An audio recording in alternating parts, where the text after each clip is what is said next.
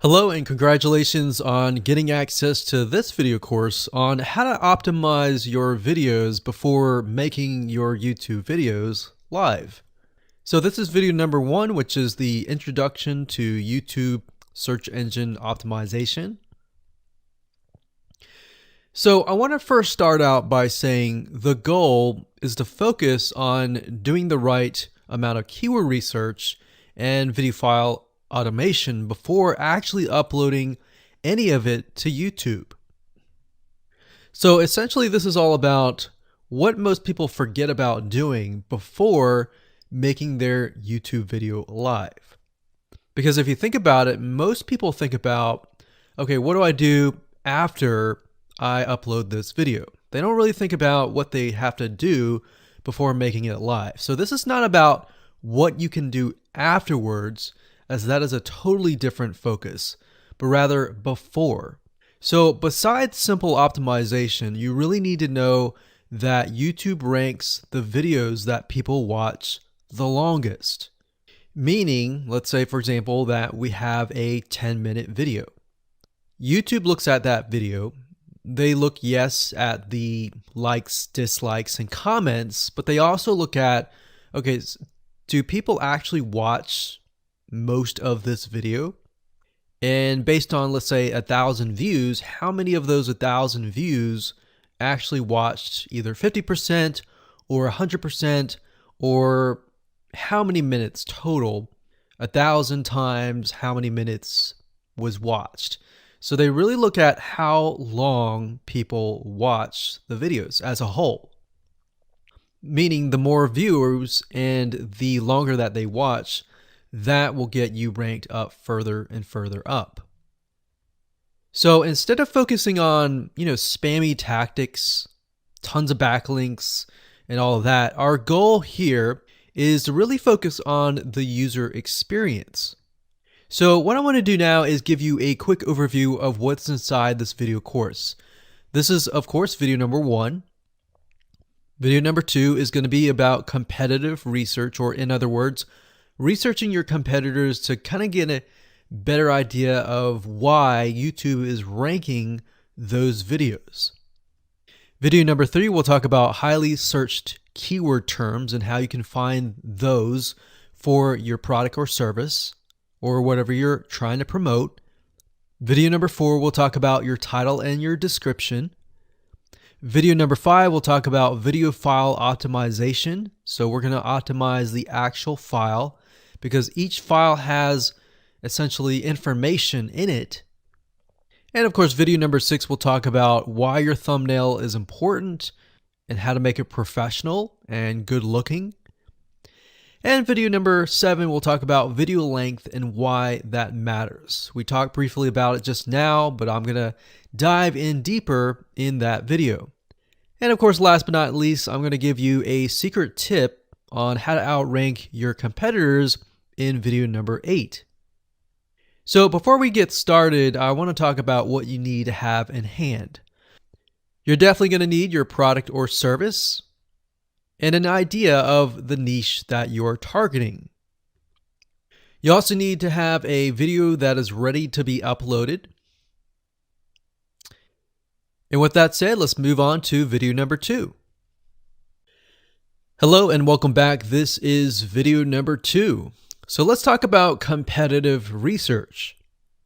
You see, the best way to understand how you can rank better is to know what is already ranking in your niche or your market. So what we want to do here is we want to analyze the videos that are on the top. And I want you to specifically look at what titles, what descriptions are they using, and what thumbnails are they using that are eye-catching. And what is the user experience like when you click through those videos?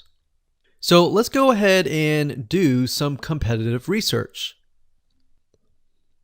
So for the sake of making sure that we find YouTube videos that actually relate to promoting a product, what I want to do now is just to pick a product out of the blue and let's take a look at YouTube.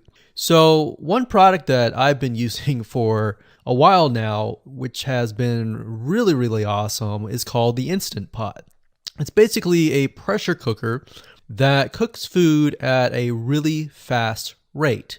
So what we're going to do is we're going to hop on over to youtube.com and we're going to type in Instant Pot and see what we get. So I'm not going to click enter just yet because I'm interested in getting an idea of what kind of potential keywords that we could rank on, or what potential videos that we can create. And we'll talk more about this in the next video. But for now, let's just do some basic keyword brainstorming and then, of course, do some competitive research.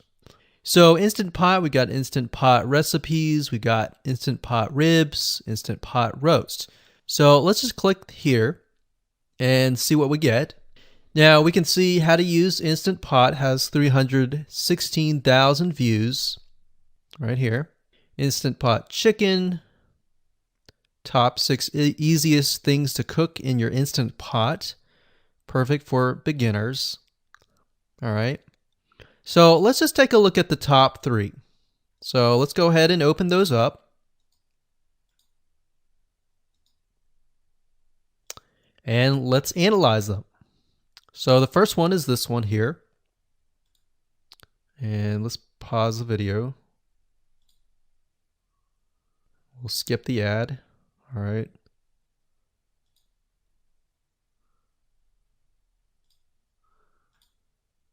Okay, so how to use the Instant Pot 101 for beginners.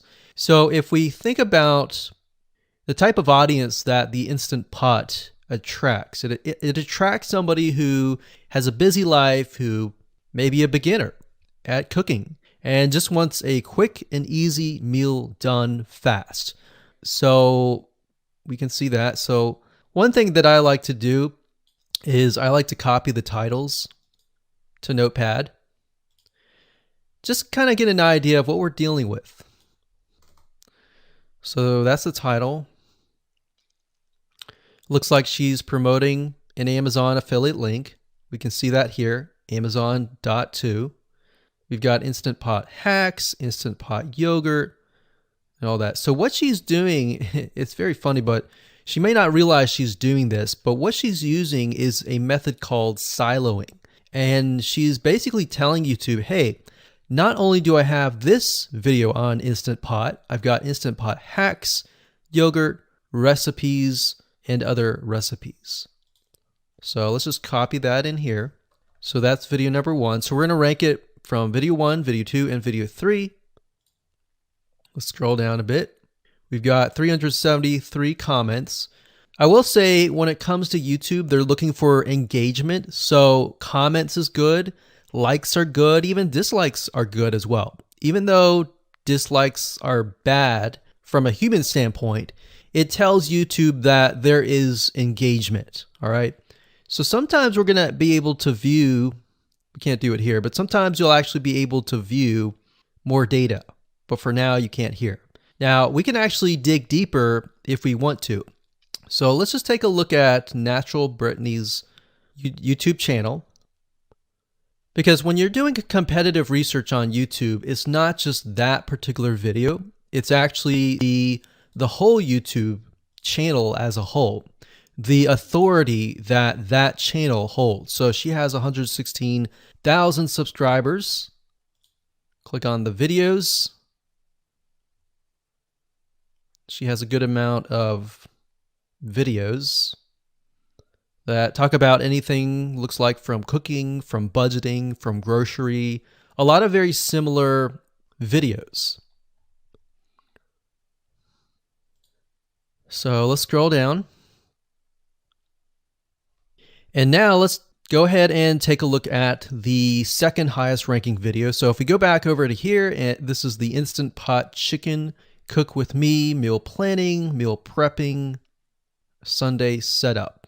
So let's go here, take a look.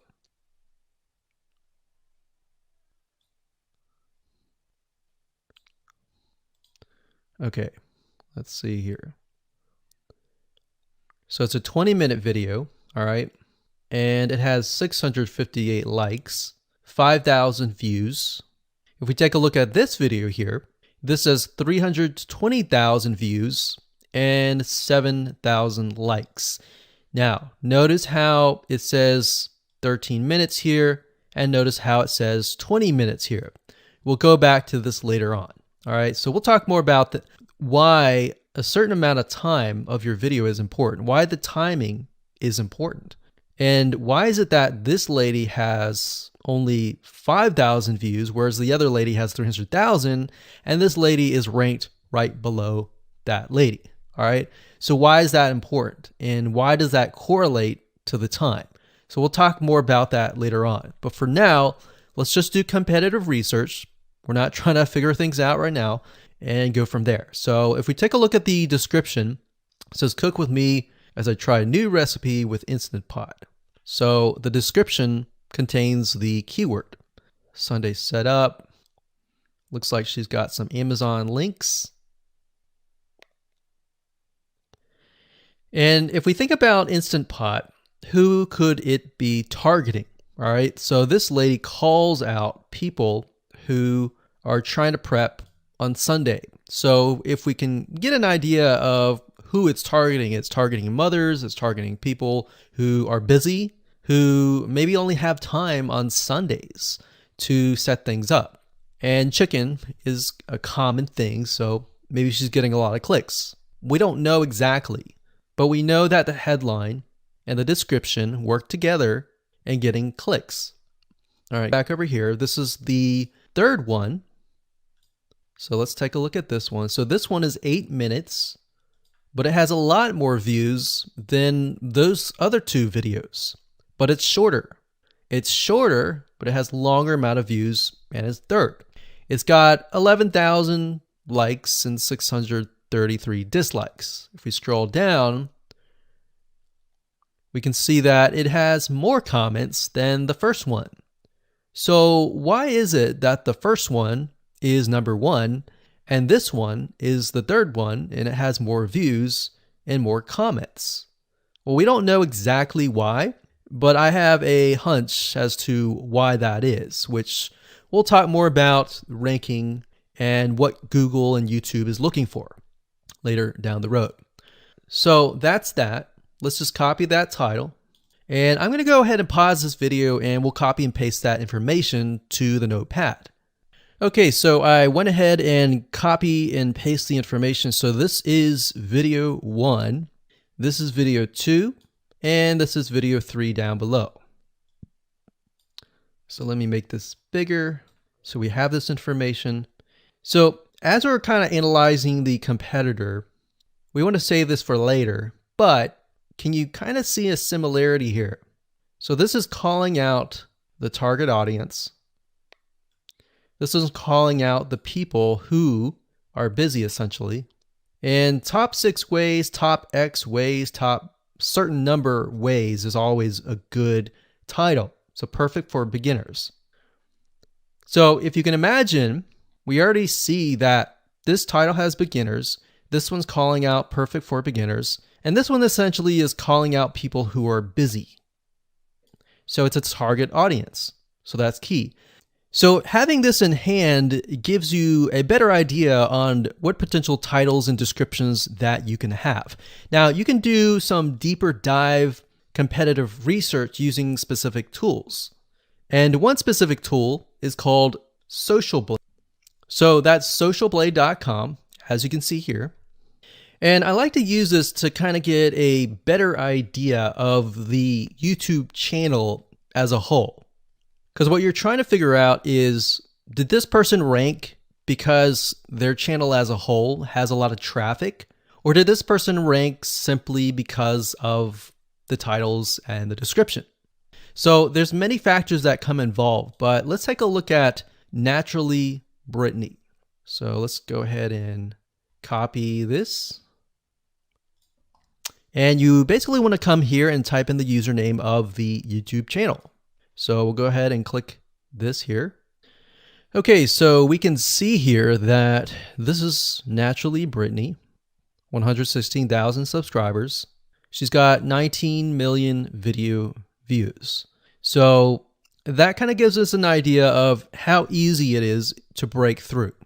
Is it easy? Is it going to take a little bit work or what? So let's just go ahead and open her up, and let's do the same thing with the other videos. So this one is marriage and motherhood. We got that here. So she has 7 million video views. So it's about half of what we saw earlier. And this one is called Six Sisters Stuff. And this one has about 9 million video views.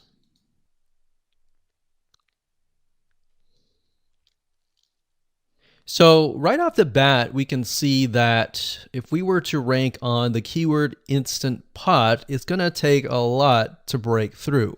But the way we can break through is by using essentially subcategories of that keyword. So Instant Pot recipes or Instant Pot chicken recipe, stuff like that. So we can see that each one of these has about 100 to 200,000 subscribers. So you're going to have to be competing against that. Now, obviously, if you have a good size YouTube channel, that will usually mean that you can break through fairly easily. But if you're just starting out, then breaking through on that keyword is going to be a little bit more difficult. So the next question is, what keywords should you use? And we'll discuss that in the next video. Hello and welcome to video number 3. Let's talk about highly searched keyword terms and how you can figure out what your main keyword is going to be, what your sub keywords are going to be. So one mistake that we see that many YouTubers make is simply making their own title and description. I mean, it's natural, right? But instead of deciding what you think will work, why not use what is already working and do some simple keyword research that's not going to take a lot of time, and this way you'll be able to have the right information that will help you rank on the right keywords. Now the big question is, well, how do I find these keywords? So the best way to find highly searched keyword terms is to look at the Google suggested keywords. And they are suggested for one reason, because they are used a lot. So let me show you how to find them and what they look like. Okay, so from analyzing the previous videos with the top 3 videos to kind of get an idea of what the titles were, what the descriptions were, if we look at the 3 and we refer back to this, the question is, what are the commonalities between the titles? Obviously the keyword Instant Pot, but we also notice that the top one and the third one, they all have the keyword beginners. So beginners in Instant Pot. Instant Pot for beginners, all right? So if we go back up here and we go to youtube.com and we type in Instant Pot, what do we get? So when you have a drop down like this is what we call the suggested keywords. And you'll see this in Amazon.com, you'll see this in Google.com and other major search engines. And what this is high demand and highly searched keyword terms. So in other words, if a lot of people are searching for these keywords, then they'll show up in the drop down menu. Right? So Instant Pot chicken happens to be a very highly searched term. And take a look at this. This one is related to Instant Pot chicken. So that means there's a lot of people searching for Instant Pot chicken. And that might be why this second video is ranked so high.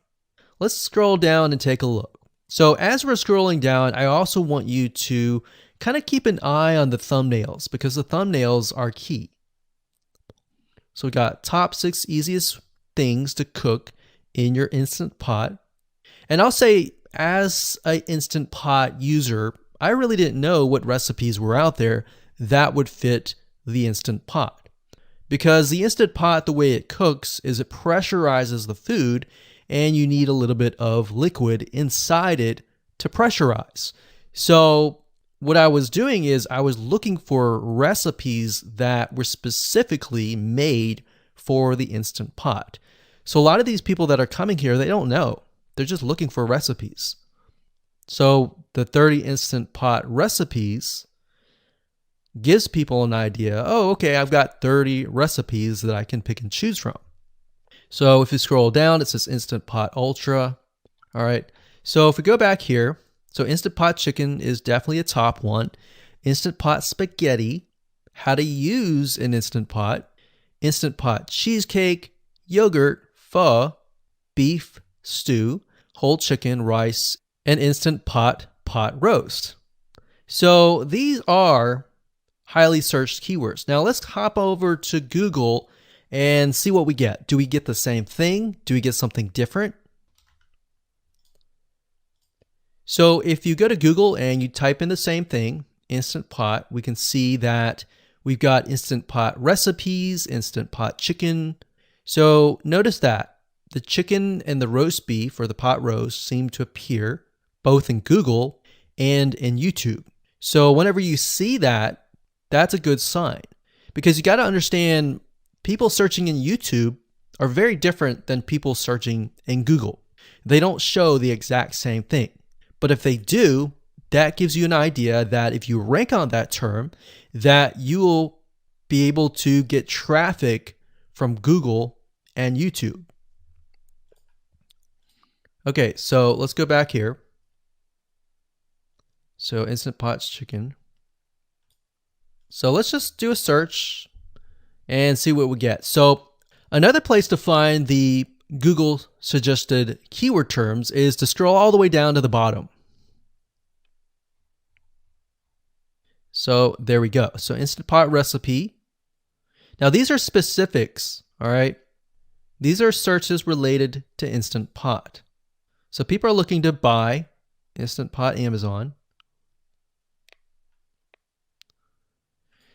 So let's just type in Instant Pot Chicken and see what else we get. So if you notice, when we type Instant Pot Chicken, it gives you a more detailed view of the other keywords that are related. So for example, Instant Pot Chicken recipes, chicken rice, chicken noodle soup, chicken thighs, chicken bog, chicken breast recipes, chicken wings, and chicken and dumplings. So let's go over here and see what we get. So Instant Pot Chicken recipe, wings, noodle, biryani, thighs. So a lot of these are actually appearing that are the same. Okay, so moving on here, we've got Instant Pot Chicken. Now let's take a look at what we have here. So what I would do is I would do the same thing, the competitive research. Now, if you notice here, the Six Sisters stuff, it's a different video, but it's a similar video. Now this video is different. This lady is the same. And that's another thing. So if you rank high on the main keyword, then you could potentially rank on the other smaller keywords as well. So that gives you an idea that of what content to create and what keywords to target. So we could potentially make it about Instant Pot Chicken. And what I would do is go back here. Let's say we want to title it the Instant Pot Chicken. What I would do is I would scroll here and take a look at questions people are asking. So how do I cook chicken and potatoes in Instant Pot? How long does it take to cook chicken pot, Instant Pot? We scroll down, and what I would do is grab these keywords. So I would grab these keywords.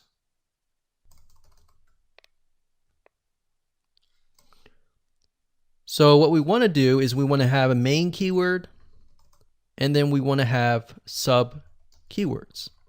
So the main keyword here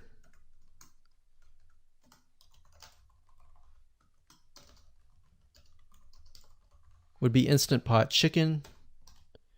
And then the other ones would be Instant Pot chicken and potatoes, and all the rest here. So having these in hand will give you a better idea on how to go about creating your titles and your descriptions so that you can target specific keywords, and that you're not like any other YouTuber who is simply making up titles and descriptions just out of your head. So this way you can be strategic and rank effectively. Hello and welcome to video number 4. In this video, we're going to talk about your title and your description. So let's take what you have gathered in the previous video and let me show you how to properly create your titles and descriptions. So when it comes to creating titles and descriptions, we simply need to do what we did in the previous videos, which was the competitive research. And as you can see here, we have the videos 1, 2, and 3, the top number 1, number 2, and number 3. And of course, we have the main keywords. So we have this main keyword here. So that's definitely going to be in the title. And then of course, if you noticed, the target audience was beginners.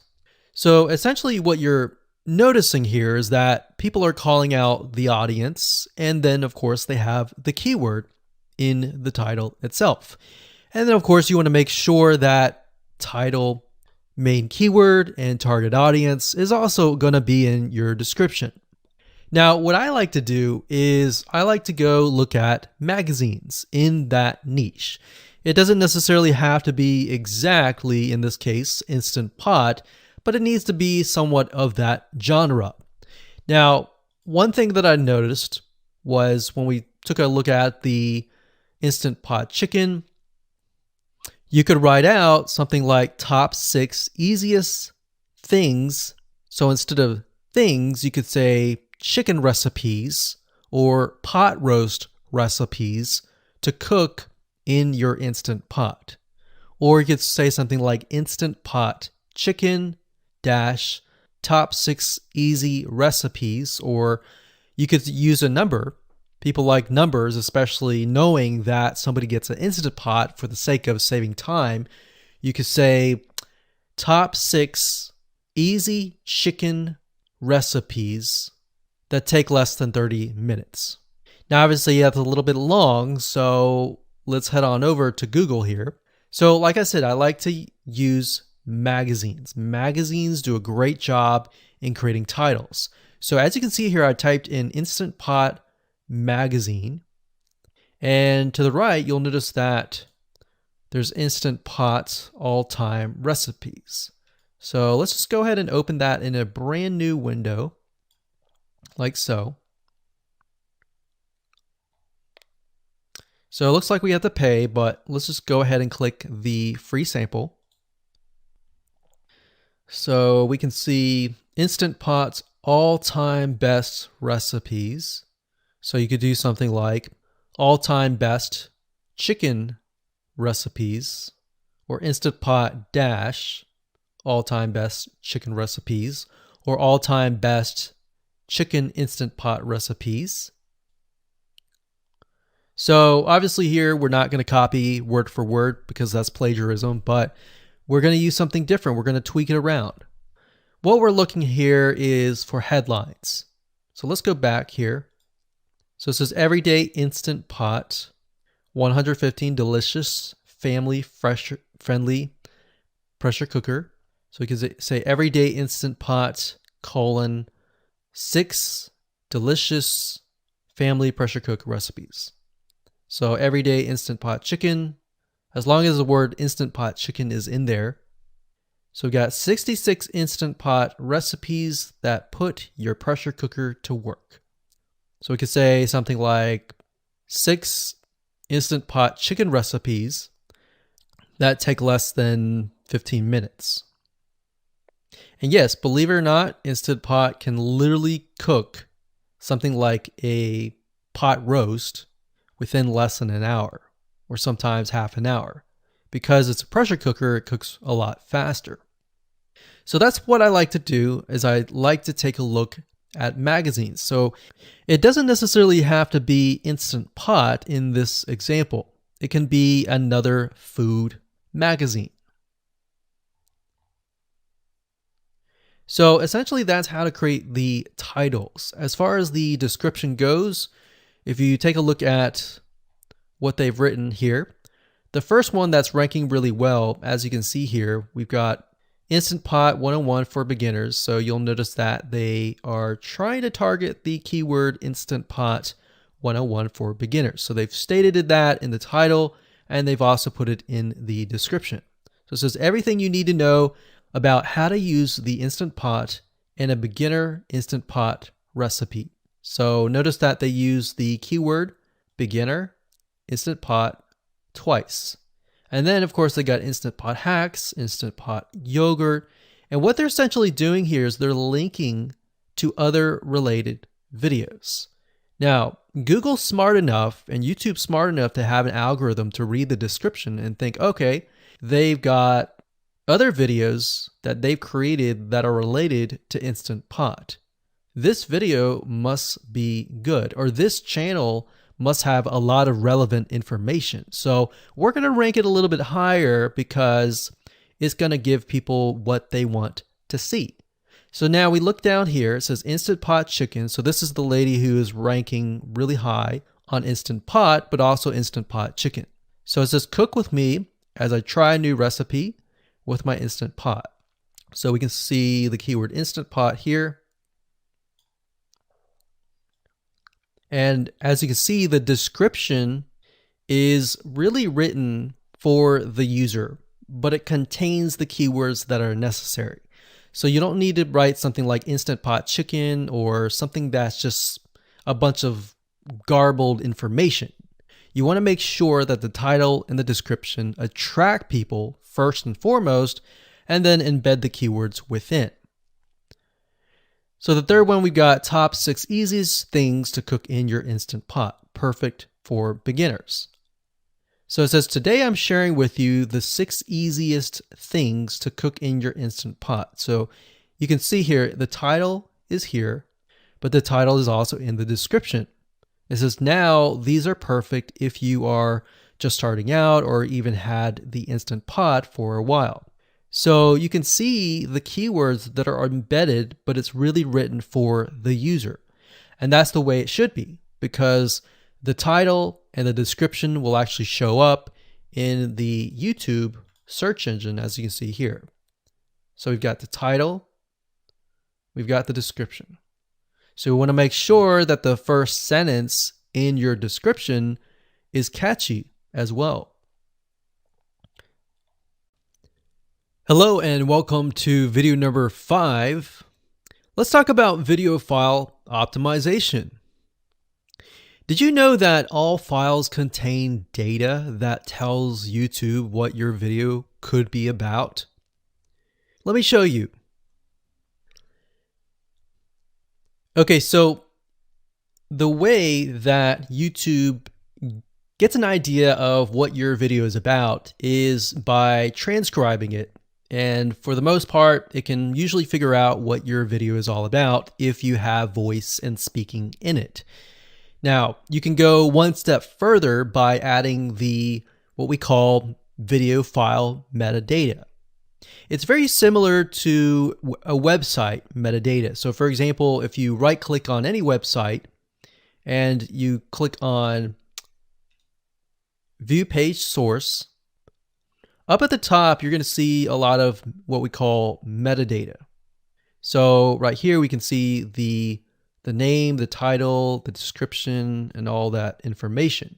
So what that does is it tells Google essentially what your website is all about. So very, very similar in this case of what we're doing here. So what we're doing here is we are taking the video file that you have created and embedding it with more information. So besides the title and description, YouTube will be able to read the metadata inside of your video. So it'll make a little bit more sense when I show it to you. Now, it's really hard to find software out there that allows you to embed metadata except for a few. So one of them is called Video Converter by Wondershare, and that is videoconverter.wondershare.com. That's videoconverter.wondershare.com. So if you go here and you go ahead and download up at the top, you will be able to embed metadata. In fact, we're going to be using that for this particular video. Now, there are other software out there like the Adobe Bridge software, which allows you to embed the metadata into your video. Now, the reason why I'm using Wondershare is because I feel like it's a lot easier to use. So if you go ahead and download this, we're going to open this here. And what I did was I clicked Add Files, and I chose the file. Now, there's a lot of things that you can change about the video, but what we're particularly interested in is this I icon right here. So click this I icon, or letter I here, and you're going to see that it says name, language, episode name, actors, director, screenwriter, tagline, and description, and comments. So what I recommend is you try to complete this as much as you can. So episode name, actors, so that would be whoever is in the video, the director, the screenwriter, which could be you, and then the tagline. What I would do is the tagline be your title, and then the description be your description. So whatever you're going to upload to YouTube, put this as a title and put this as a description. And then for comments, I would put something like keywords. And all you have to do is click save, convert it, and done. That's the reason why we're using Video Converter, because it's just so much easier. With Adobe Bridge, it's easy too, but there's a lot of more options and very easy to get confused. So once you're done with that, you save the video. Your video has the metadata inside of it, and all you have to do is simply upload it to YouTube, and that's it. Hello and welcome back. This is video number 6.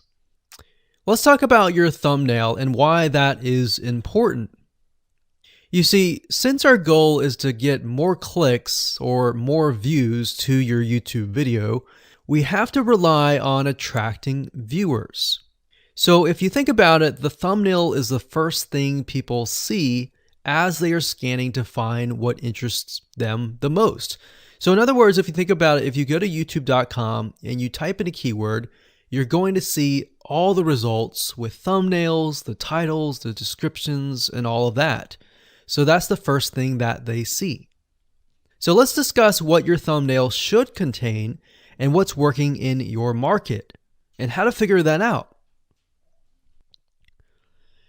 So when it comes to having a thumbnail, you want to make sure that it is eye-catching, meaning it shows somebody what they want. So if Instant Pot Chicken is your main keyword, you want to make sure that your thumbnail has something in it that entices them. So it's good to have the keyword or the title in it. So you can see right now the way YouTube works is they have an initial title or an initial thumbnail, and then after that you can see motion. So if I put my mouse over it, you can actually see part of the video, which makes it a lot more engaging. So as we scroll down, the initial thumbnail that this woman uses is the Instant Pot. And then this one here, it says Instant Pot recipes. So Instant Pot. So we can see the ones at the top definitely have the Instant Pot in it, or a word that's chicken, or a picture that has chicken in it. So it fits the keyword. Now, if you're not a professional, thumbnail artist or anything like that, there are different sites that you can use to get these created. Now, bear in mind that you never want to use a thumbnail that is clickbaity or that lies to somebody, because if they click on it and then the video is nothing like the thumbnail, then guess what? You might get tons and tons of clicks and perhaps views, but you're not going to get people watching your video, which is very, very important, which we'll discuss in the future videos. But for now, there are different elements that you need. So what I recommend is you go to a site called creativemarket.com. That's creativemarket.com. There are other sites like graphicriver.net, but over time we've realized Creative Market has a lot of really good designs. So what we can do here is in the search box, we're going to type in YouTube thumbnail. And we're looking specifically for templates that we can use for the thumbnail. So it says YouTube thumbnail pack. Let's go ahead and open that. There's one here. There are end cards, but that's a little bit different. That basically comes at the very end of your video. So we got urban thumbnails, different types of thumbnails. But the reason why I like Creative Market is buying templates for specifically YouTube thumbnails is going to make your life a lot more easier, especially if you can make it professional. The more professional it looks, the more professional your viewers will click through. So if we click on this, we can kind of get an idea of what we're dealing with.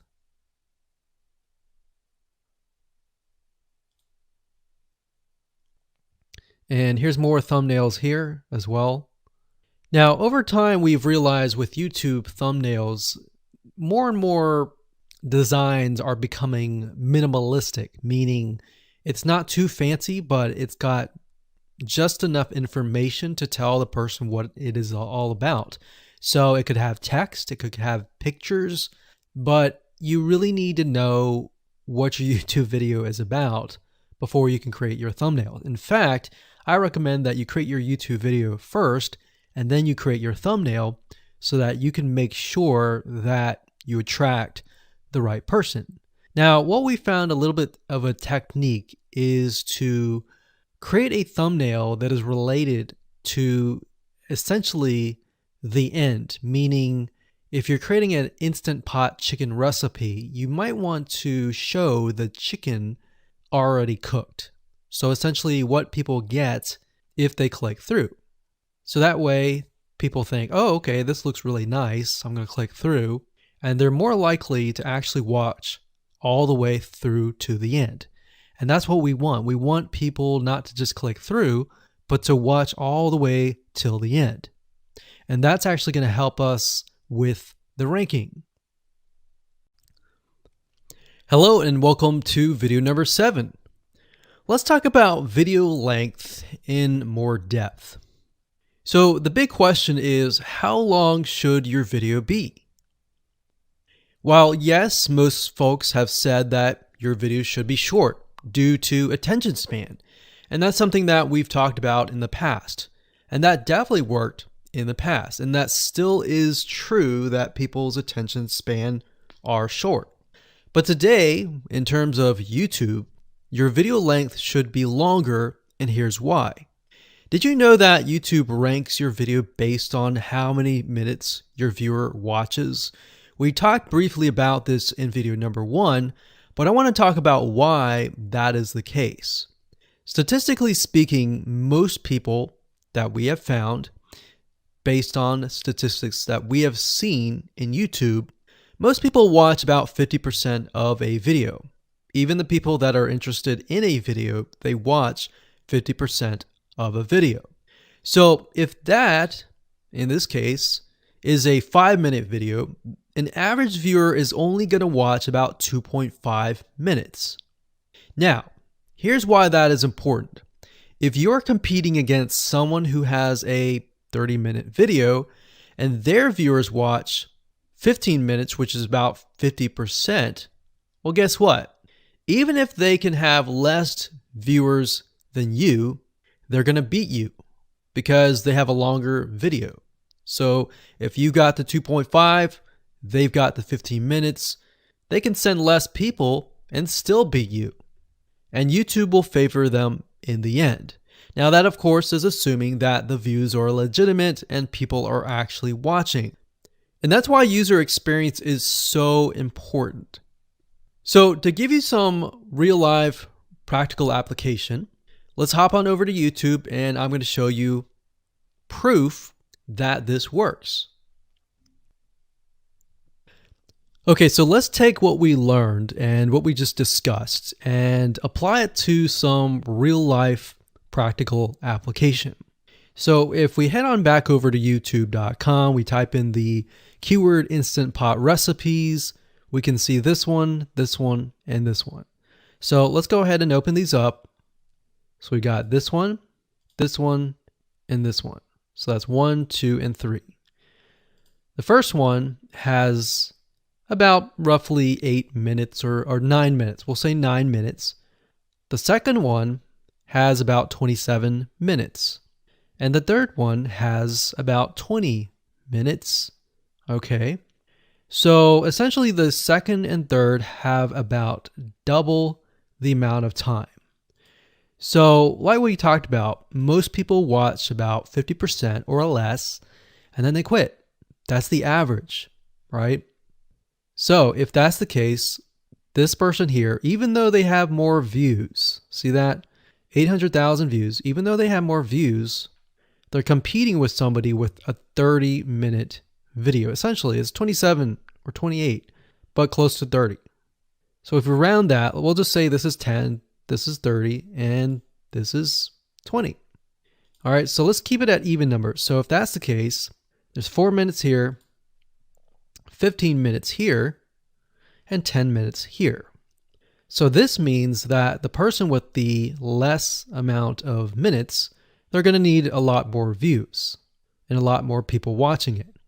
So in total, if this person has, obviously this person's number one, but what I'm saying here is because YouTube looks at how many minutes are watched, if this person had 800,000 views and this person had only half of that amount, but had more than double this amount, this person right here would most likely rank higher. So see that? Only 100,000 views, 15 minutes. This one here, 20 minutes, only 6,000 views. So you might ask, well, shouldn't this be maybe number one? Not necessarily. If we really look at it, so we've got 800 times 4 minutes, and that's not going to be exact. I mean, we could even take 500. And this is definitely going to be number one. And this is definitely going to be number two based on the information. But this person, because they have a long enough video, even though they have less amount of views, they're still able to rank pretty high. So this is based on one of our YouTube channels, which has over 9 million of minutes watched. And based on that, that's what we've seen. Now, there's other factors like likes, dislikes, comments, and other things like that, titles and descriptions, but that's a big, huge ranking factor because it legitimately tells Google and YouTube, hey, this YouTube video is legit. Not only people are clicking on it, they're actually viewing it. And they're viewing at least about 50% on average.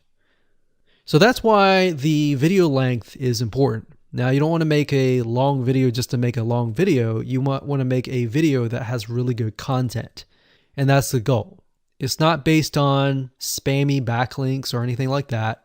It's based on providing real value. Hello and welcome to video number 8. So just want to say congratulations on reaching the end of this video course. We're going to talk about a secret tip that you can use to outrank your competitors. So we briefly talked about why having a longer video was important, right? So one secret tip that we can give you is that what we have found that works is the following. Longer videos in the sense of live streams, which means you get on YouTube and you talk to people live. You have webinar replays and videos where people expect them to be longer. So in other words, people are expecting these to be longer. If you make a normal video that people expect to be 5 minutes and you make it an hour, then you're not really going to hit that 50%. But when you have a live stream or a webinar replay, usually people typically expect it to be at least 1 hour. So because people expect it to be 1 hour or longer, they expect to take time out of their busy schedule to actually watch your longer video. And what we found is these work really well compared to the average video. So let's discuss what you need to do in terms of software or even web applications that you need to create live streams and webinar replays. So in order to create a YouTube live stream, you're going to need to have a broadcasting software. There are many. You can go to YouTube and type in live stream, how to set it up, and there's a lot of videos on that.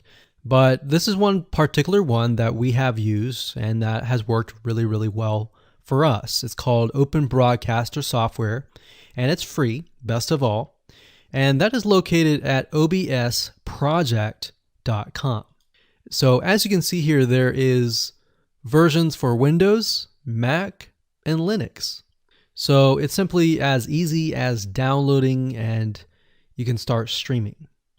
So the reason why you need this software is basically what it does is it connects to the YouTube live stream system.